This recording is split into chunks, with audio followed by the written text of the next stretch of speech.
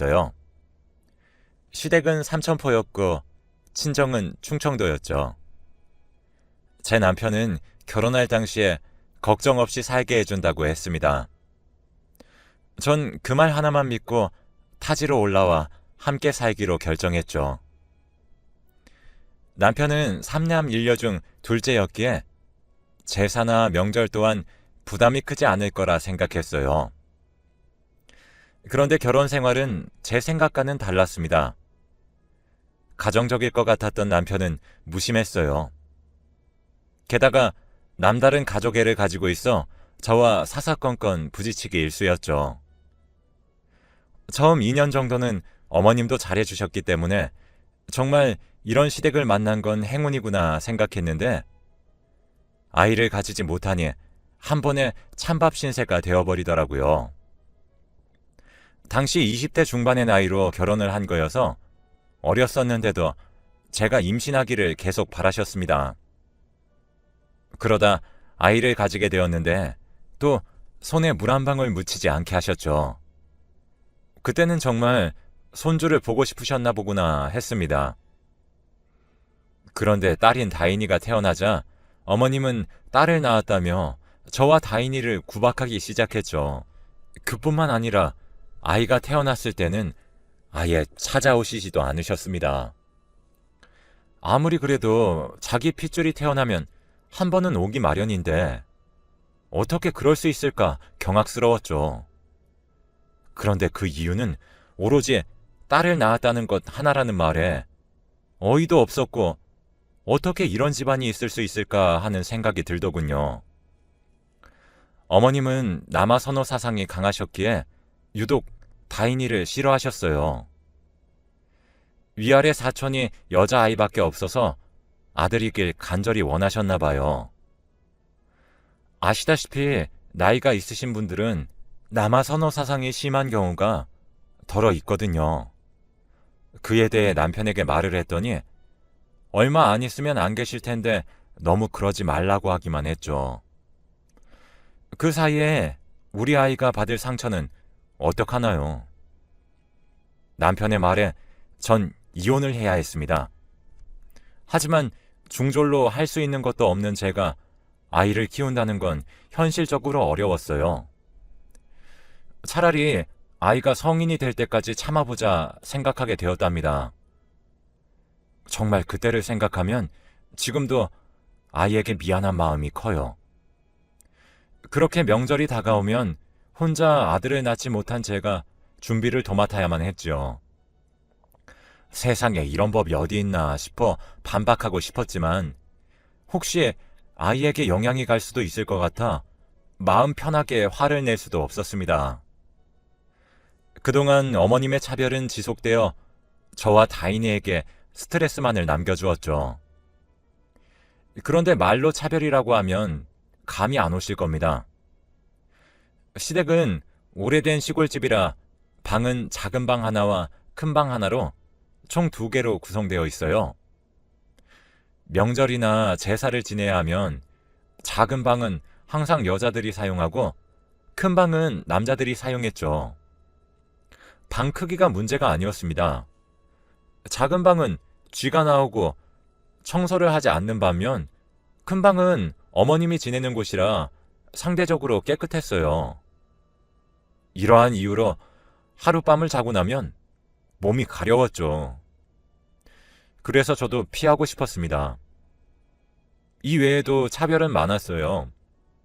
특히 남자아이를 편애한다는 모습을 보이셨거든요. 딸이 8살 때 일이었는데 다인이가 뒷밭에서 놀고 있었습니다. 사촌들과 아무것도 안 심겨져 있는 뒷밭을 뛰어다녔을 뿐이었는데 땅이 울퉁불퉁해서 같이 넘어졌던 적이 있어요. 딸은 넘어질 때 심하게 넘어졌는지 무릎에 피가 줄줄 흐르고 있었죠. 그에 반해 남자 조카는 손에 작은 상처만 난 상황이었고요. 그런데 그 모습을 본 시어머니는 다인이를 붙잡고 아주 심하게 혼을 내셨습니다. 사촌 동생은 할머니에게 안겨 상처를 확인하고 있었고요. 다인이가 나중에 저에게 와서 조용히 말을 해주더군요. 심하게 다친 건 분명히 자신임에도 불구하고 할머니가 동생만 챙기는 게 정말 서러웠다고 했죠. 무릎에는 심하게 쓸려 옷이 찢어지고 피가 나는 상황임에도 남편은 신경도 쓰지 않고 있었습니다. 어떻게 아이 아빠임에도 신경을 그렇게 안 쓸 수 있는지 신기했네요. 저는 다인이를 앉히고 상처를 소독한 후 약을 발라주었던 기억이 나요. 이런 일들도 있고 사소한 장난으로 인해 혼난 적도 있어요. 축구공을 가지고 노는데 여자들은 그런 걸 하는 게 아니라고 하더니 콩나물을 한 솥 가져와서 정리하라고 하셨었죠. 아이들이 동그랗게 모여 앉아 2시간을 넘게 해야만 다 할 수 있었어요. 산소에 다녀왔는데 그런 일을 하고 있는 애들을 보고 동서와 함께 놀라 굳어버린 기억이 떠올랐습니다. 또한 할머니로부터 종아리에 매질까지 당했어요. 사촌 동생이 다인이를 건들며 툭툭 때렸어요. 워낙 어릴 적부터 오냐오냐 자랐기에 누나를 물러보는 남자애들이었거든요. 그렇게 장난을 치니 다인이가 화가 나서 그만하라고 툭 쳤습니다. 그런데 그걸 보고는 어디 여자가 감히 남자를 때려? 하며 소리를 치시고는 매질을 했죠. 저는 놀라 다인이를 끌어안았는데 남편은 그때도 지켜만 보고 있었어요. 다인이는 아직도 자기가 뭘 잘못했는지 모르겠다고 말해요. 정말 이때는 다인이를 데리고 이혼을 할까 진지하게 고민을 했습니다. 근데 어린아이를 홀로 부양할 자신이 없었어요. 엉엉 우는 다인이를 안고 달래는 방법밖에 없었죠. 물론 이런 대우로 통쾌했던 일도 있었습니다. 남자들에게 줄 거라고 챙겨놓은 갈치, 김치를 우리들에게 주지 않으셨던 적이 있는데 그게 하필 보관을 잘못해 상한 상태였던 거죠. 상한 것을 먹었으니 단체로 식중독에 걸려 병원 신세를 졌던 일도 있었습니다. 그 이외에도 정말 다양한 것이 있었어요. 왜 여자애들은 어릴 적부터 음식을 해야 하는 걸까요? 정말 최고로 어머님과 시댁 식구들이 원망스러웠던 일이 있었습니다. 하루는 애들이 없어서 찾아보고 있었는데 아궁이 불을 지피고 있는 거예요. 정말 위험한 일이잖아요. 아이들이 불을 지피고 있는 모습 또한 정말 충격이었죠. 저는 당장 아이들을 끌어낸 다음 아궁이 불을 직접 지폈어요. 그리고 나서 방으로 들어갔죠. 방 안에서 다인이는 구석에 쭈그려 앉아있고 남자애들은 가운데 하하호호하며 과일을 먹고 있었습니다. 저는 왜 안 먹냐고 하니 할머니가 이런 건 남자가 먹는 거라고 했어. 라고 말하는 게 정말 슬프게 들리더군요. 그 후에도 정말 충격적인 상황은 계속 반복되었습니다. 제가 가지 않겠다고 선언하기도 했죠. 그런데 그때마다 남편은 참으라는 말만 해댔어요. 어떻게 이런 부당함을 참을 수 있나요? 그래서 어머님께 한번 대들었다가 남편이 일주일 내내 화난 얼굴을 하고 있는 것을 볼 수 있었습니다. 정말 왜 그럴까요? 게다가 남자애들은 명절이나 제사 때에는 제사상 준비를 돕지 않고 놀았어요. 그에 비해 여자애들은 초등학생 때부터 전을 구워야 했고요.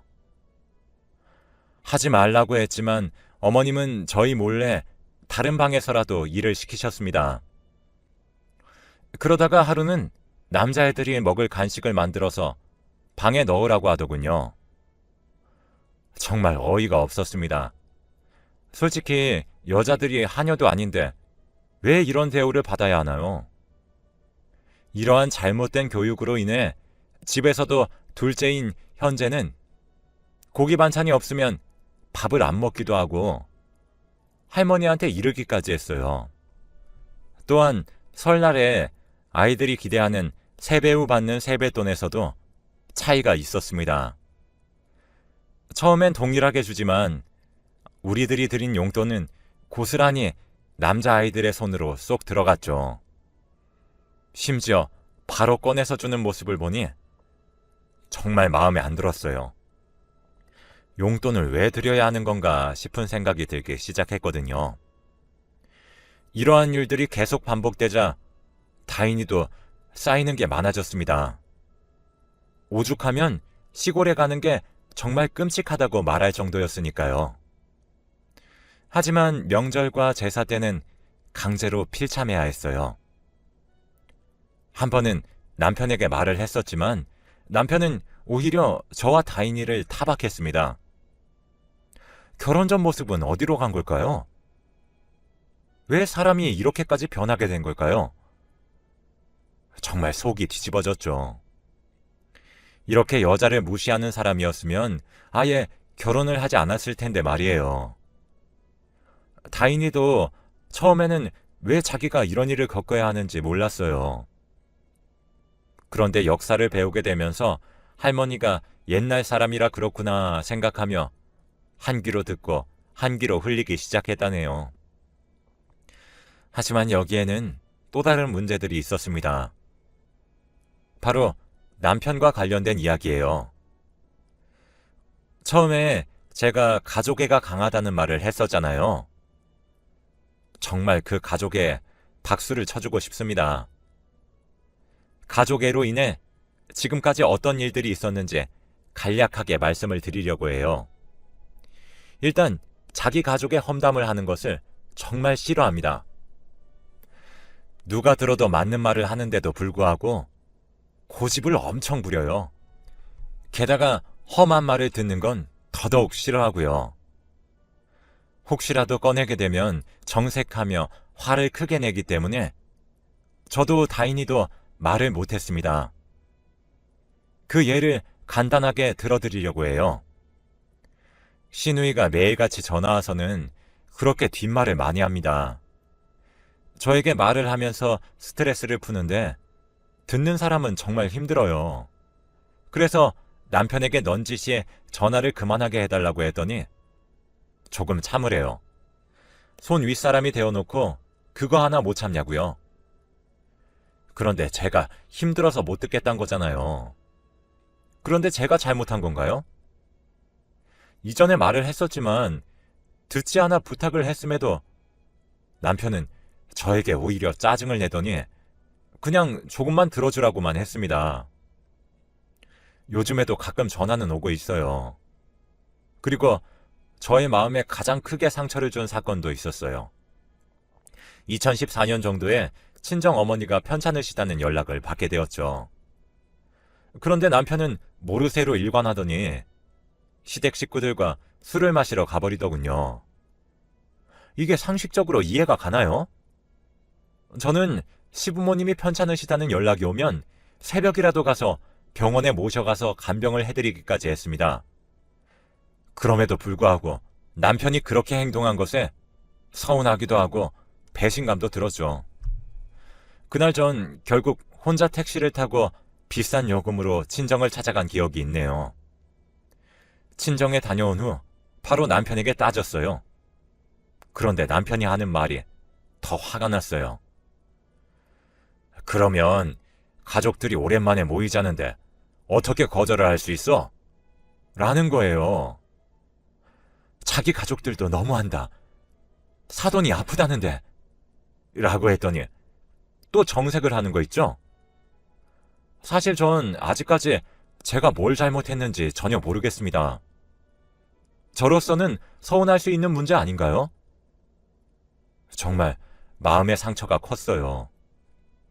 그때 자기밖에 모르는 사람이구나 라고 생각했습니다. 이런 일도 있었고 한 번은 친척들까지 다 같이 펜션에 여행을 갔다 온 적이 있었어요. 아이들이 초등학생일 당시 경주로 1박 2일 여행을 갔죠. 근데 그동안 아주버님과 도련님 그리고 저희 남편 사이에 서운한 점이 많았었나 봐요. 형제들끼리 싸움이 났는데 어머님은 아주버님만 챙기더니 방으로 들어가셔서 나오시지 않더군요. 그러다가 상황은 심각해졌고 남편과 도련님은 술에 취해 난동을 부리기 시작했죠. 며느리들이 각자 남편들을 부여잡고 얻어맞으면서 말렸어요. 그래서 아이들은 벌벌 떨며 울고 있고 어른들은 다쳐서 병원을 가야 하는 상황이 정말 싫었습니다. 아이들에게는 트라우마가 될 수 있는 상황이었기 때문에 남편과 크게 싸웠어요. 그 과정에서 왜 좋은 날 모여서 치고받고 싸우냐고 화를 냈더니 남자의 세계를 아냐고 그러더라고요. 그 말이 큰 스트레스로 다가왔습니다. 이렇게 살다가는 정말 속이 뒤집히겠구나 생각했는데 일이 터지게 되었어요. 26살이 된 딸은 저를 도와 명절 준비를 했어요. 솔직히 우리 딸이 다른 사람들에 비해 직장도 괜찮았기에 뿌듯한 마음이 컸어요. 그런데 이렇게 일도 도와주는 모습을 보니 잘 자라주었구나 생각했지요. 음식을 한참 하고 있었는데 시어머니가 갑자기 찾아오시더니 전이 모양이 어떻니 맛이 어떻니 하며 온갖 소리를 하고 있더군요. 열심히 전을 부치고 있는데 그런 소리를 들으니 정말 맥이 탁 하고 풀려버렸습니다. 그런데 그 말이 다인이의 신경을 건드렸나 봐요. 갑자기 일어나더니 차에다가 짐을 막 싣더라고요. 다인이는 여행을 좋아했기에 소형 SUV를 끌고 다니고 있었어요. 짐을 다 싣고는 여자 조카에게 차키를 가져오라고 말을 하더라고요. 뭔가 이상한 낌새를 느낀 조카가 열쇠를 2개 챙겨오자 여자들에게 얼른 올라타라고 했어요. 그리고는 마음에 안 드신다고 하시니 우리는 그만 가볼게요. 하고는 그대로 시동을 걸고 출발했어요. 충동적으로 선택한 일이었죠. 다인이는 차를 몰기 시작했고 고속도로를 탔습니다. 당황한 저희는 어떻게 해야 하나 생각을 했는데 다인이는 이왕 이렇게 된 거 여행이나 가서 힐링이나 해요. 라고 말하는 겁니다. 다인이의 행동력에 동서들까지도 놀라 눈이 동그랗게 변했어요. 그렇게 차는 3시간을 달려 거제도에 도착하게 되었어요. 휴게소에 들렸을 때 다인이가 숙소를 잡은 것인지 독채 펜션 한 채를 빌린 상태였죠. 짐을 내려 안에 들어가자 넓고 깨끗한 집이 눈에 들어왔습니다. 바로 앞에 위치한 거제도의 겨울바다에 기분이 좋아지는 것 같았어요. 다른 애들이 탄 차는 한참 뒤에 도착했는데 식재료를 들고 내리기 시작했죠. 마트에 들려 먹을 것을 장봐온 것이었죠. 그리고 우리가 먼저 한 것은 휴대폰을 무음으로 돌리는 것으로 휴가를 시작하게 되었습니다. 겨울바다를 보며 여유로운 시간을 보내고 있는데 남편에게서 정말 많은 전화가 왔더군요. 문자도 쌓여 확인을 해보니 당장 안 오면 이혼이라고 말을 하는 겁니다. 다인이를 보니 제가 쉽게 넘어가면 안 된다고 생각했기에 살포시 무시했어요. 정말 여자들끼리 스파도 하고 주변에 여행도 다니면서 스트레스를 푼 후 집으로 돌아갔어요. 집에 가자 잔뜩 화난 얼굴을 한 남편이 저를 보고 있었습니다. 그리고는 저에게 소리를 바락바락 지르더니 며느리가 돼서 어떻게 그런 행동을 하냐고 하는 게 아니겠습니까? 전 지금까지 며느리가 해야 할 일들을 잘해왔었기에 그의 말에 어이가 없었어요. 정말 잘 쉬고 왔는데 저의 기분 상태가 바닥을 치게 만든 것 같았죠. 이혼을 하자고 하는 남편을 향해 가방에서 서류를 건네주었어요. 원하면 이혼해주겠다고 하면서요. 그러자 남편이 오히려 당황한 얼굴을 하더라고요. 사실은 이럴 것 같아서 오는 길에 미리 서류를 작성해서 왔었거든요. 제 행동에 남편은 정말 이혼할 생각이 있냐고 물어보더군요. 그래서 남편에게 당연한 거 아니냐고 말했습니다. 그리고는 서류 작성해서 보내달라고 말하고는 밖으로 나갔어요. 다인이는 밖에서 절 기다리고 있었고 저는 다인이를 따라 대전으로 올라갔죠. 일주일간 다인이와 함께 맛있는 밥도 먹고 쇼핑도 하면서 스트레스를 풀었습니다. 정말 이게 사는 거지 싶더군요. 이런 느낌을 받은 건 처음이었어요. 남편과 아들을 잊고 다인이와 지내는 게 정말 행복한 느낌이 들었습니다. 전화가 계속 안 오길래 그렇구나 생각을 하며 여유로운 시간들을 보내고 있었던 그때였어요. 그렇게 일주일이 지나 남편에게서 오랜만에 전화가 한 통 오더군요. 받았더니 기운이 쏙 빠진 목소리였어요. 무슨 일이냐고 물어봤더니 저에게 한 말은 미안하다는 말과 돌아와 달라는 말이었어요. 자기가 살림도 하면서 일도 해보니 정말 힘들더래요. 그제서야 잘못되었구나를 깨달았다고 합니다. 그동안 저의 소중함을 잊고 산 것 같다며 미안하다고 비는 남편 때문에 어떻게 할까 고민했어요. 사실 이혼할 생각은 없었고 겁을 줄 생각으로 나와버린 거였거든요. 그래서 이제 명절 때나 제사 때도 일을 돕고 남녀를 차별하는 발언이나 행위를 하지 말라고 했습니다. 그랬더니 남편은 알겠다고 말해서 집으로 내려가게 되었어요. 그리고 돌아온 명절에는 솔선수범하며 집안을 청소하고 도울 일이 있는지 물어보는 게 아니겠습니까? 남편도 남편이지만 아주버님이나 도련님도 얘기를 들은 상황인지 눈치를 보며 일을 했어요. 물론 어머님은 뒷목을 잡으셨지만 어쩌나요? 아니면 이혼당할 텐데요. 잘 키운 딸 하나가 10 아들 안 부럽다는 말이 이해가 되네요. 처음으로 정말 만족스러운 명절이었던 것 같아요. 참고 산다고 모두 잘 되는 게 아니었습니다. 정말 자기 의사를 확실히 표현해야 저를 챙길 수 있다는 걸 느끼게 되었거든요. 절 사랑해주는 우리 딸, 엄마 도와줘서 고마워, 사랑해 라고 말해주고 싶어요. 시원하게 풀어주는 우리 딸 어떤가요? 저의 소중한 자랑입니다. 이런 걸 보면 제가 그동안 너무 무르게 행동을 한 게 아닐까 하는 생각을 간혹 하고 있는데 앞으로는 그러지 않으려고 해요. 이렇게 저의 긴 글을 읽어주셔서 정말 감사합니다. 모두 스트레스에서 해방되시길 간절히 바라겠습니다.